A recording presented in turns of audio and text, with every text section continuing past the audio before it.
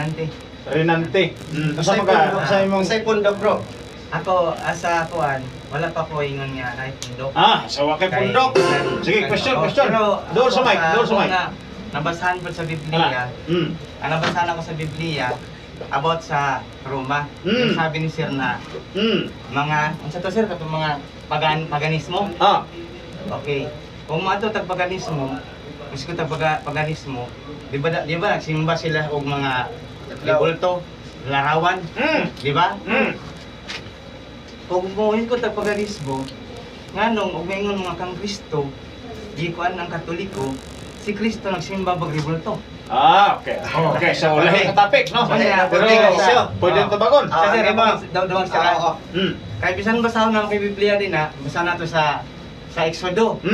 21:5. Basahon na to para malinaw. Basta may ingon sa Biblia. Sa Exodo. Exodo kapitulo 20, versikulo 1 hanggang 5. Ito rin basa sir. Pero memorize naman na. Idili diya sa katungkan. Diba, nilingon man sa dito nga, dili kang magsimbag laing Diyos sa tugawan ko. Nyaon sa man ang mga revolto. Diba? Diyos mo na. Okay. Asam na sa gikan, tapos gano. Sige, bisag din na basahon na tubago na. Sige. Sige. Wapo, salamat. Mo tubag sir. Kanang mali nga notion bitaw nga ay nagbasa di ba ito na kailangan okay pinagtudlo nga din mo kailangan na basahon ng Biblia. Ang amo ang tawag anang wala gitudlo, ang kanang gitudlo sa mua is scriptura o tradisyon. Wala mo totoo. Dili kay din namo kinamo. Bisa ganin namo na magani tawag ang ginabasa pero ang simbahang Katolika bisag tawag anang wala gibitbit nga Biblia makawali siya, makatudlo siya. Bisag wala gibitbit. Ano man makabarog siya bisag wala librong Biblia. Ano man kay ang kasulat nga nasulat sa Biblia na ana ang esensya ug naturalisa na asulod sa simbahang Katolika. Okay. Kapag na ko tayo mga kamutana siya, imo mo nga kung ang Roma is pagano man, niya pagkauman ang mga pagano nagsimba sa mga larawan. Niya pagkauman ingon por Exodo kapitulo 20 uno 5 nga tawag ini nga ayaw pagpaton og larawan. Kini ingon nimo sir nga Exodo kapitulo 20 bersikulo 1 to 5. Eter presto di Diyos kana. O gani, Diyos. Kanang gipatunan sa Iglesia Katolika sir mga larawan na sa Dios. Dili Diyos. Kay ang Diyos 1 Korinto 8:4 nagrepresentar og mga butang nga dili tinuod. So kanang maong amo mga larawan, for example, larawan nga si Kristo gilansang sa krus, tinuod man na ay Kristong gilansang sa krus. So ang buti pasabot nagrepresentar sa tinuod so dili Diyos.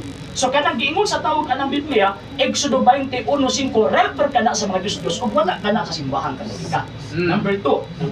Mag-ampo magsimba ang mga Katoliko, di man moingon nga amahan namo mipilit ka diha sa larawan kuno ana patama nang ilang yunahuna. Pero ang pag-ampo sa Katoliko, may mga Katoliko amahan namo ana ka sa langit. Nang ano man tungod kay ang Dios nga gisimba sa Katoliko naa sa langit wa ni pilit diha sa larawan.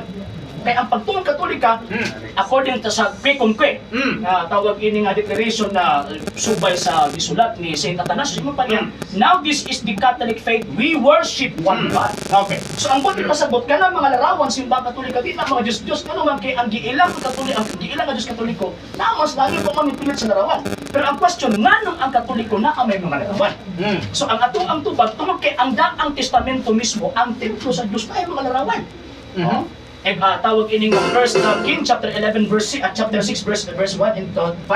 Pagkaman Exodus chapter 25 verse 18 to 19 and Ezekiel chapter 41 verse 18 to 19. Nganong mo tubadlong sa Dios kana among mga larawan sila? Wala padlong tungod kay wala nila giila nga Dios. Gibadlong ang Dios, gibadlong sa Dios masuko ang Dios og magbaton kag larawan kung iluon nimo kanang larawan na imong Dios. Isaias 44:17. Meron kang luwas sa ako kay ikaw maoy akong Dios. Dili man ako'y pagtuo sa simbahan Katolika.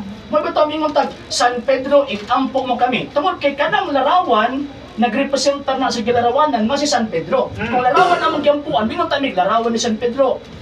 Ampuan ka namo, dili. Ang among gingon San Pedro, ikampo mo kami. Nga naman, kay ang pagbaton ng larawan, nag-represent, siya ang nag-represent sa tinuod na gilarawanan. O niya, ang pagtawag na mo kang San Pedro, dili Diyos Pedro. Kung Diyos Pedro, patama na ilang yun na na nag-Diyos, na hindi mag-Diyos Pedro.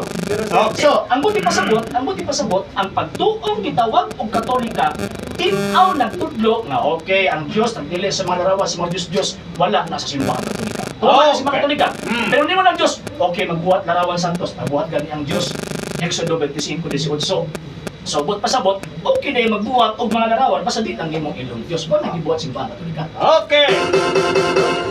Sa hindi pa po nakapag-follow sa mga pages po natin, i-follow nyo po yung mga pages po natin, RJ Horolanciano II, TV Apolia Punto Argumento page, Kuya Apologies TV page, and RJ's Vlog 2022. And pwede rin po kayo mag-send po dyan ng Facebook stars. And also, sa ating po mga channels, sa hindi po nakapag-subscribe, i-subscribe po ninyo yung mga channels natin, Dalay Catholic, Apologies International Official, RJ Santo II TV, Kuya Apologies TV, and Barrio Kawayan Religious Forum. And pwede rin po kayo mag-send po dyan ng super sticker, super chats, and super thanks. And maraming salamat po sa mga kapatid at mga Katoliko na ulis pong tumutulong sa programa po natin. Maraming salamat po. Nang dahil po sa tulong at suporta po ninyo, ang programa po ito, until now, andito pa rin po sa social media. And until now din po, nangangailangan pa rin po tayo sa tulong at suporta po ninyo dahil wala po kami magagawa rito mga sir, mga ma'am, kung wala po yung tulong at suporta po ninyo. Sa gusto pong tumulong, sa gusto pong sumuporta, pwede po ninyong ipadala ang tulong at suporta po ninyo sa pamamagitan po ng ating mga account numbers dyan po sa ating pong screen. And pwede nyo po kaming i-message sa ating pong page kung via remittance po yung papadala po ninyo. Maraming salamat po in advance.